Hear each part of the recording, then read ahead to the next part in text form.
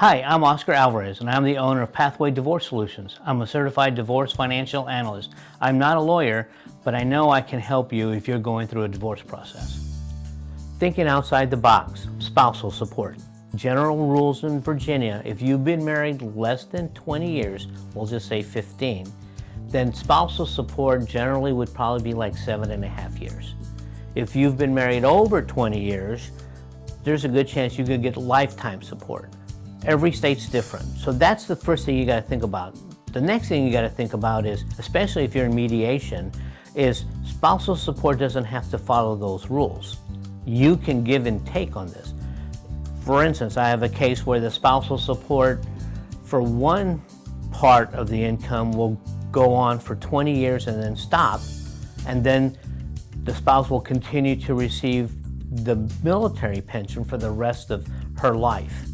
So you can actually split things up and say, I want this kind of support for this many years and maybe another type of support for the rest of your life or X number of years. There's a lot of give and take when it comes to spousal support.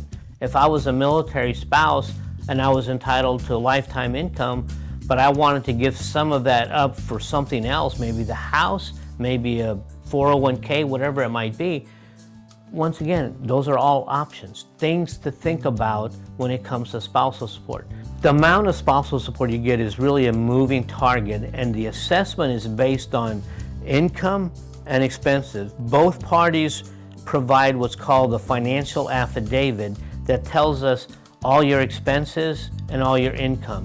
And basically, in Virginia, because it's an equitable distribution state, they're trying to just make it so that it's equitable, so that it's fair.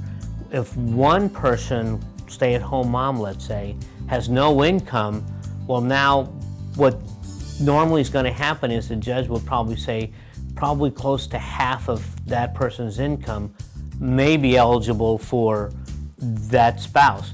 Now, when I say may be eligible, what I mean is the number is there, but that doesn't mean that the spouse is going to get half. If their expenses are only 25% of that person's income, that may be all they get. So just be very careful when you're looking at what's the spousal support. It's based on what is needed in order for that person to live. So be careful, think about it, look at different options, and give me a call, Oscar Alvarez, Pathway Divorce Solutions.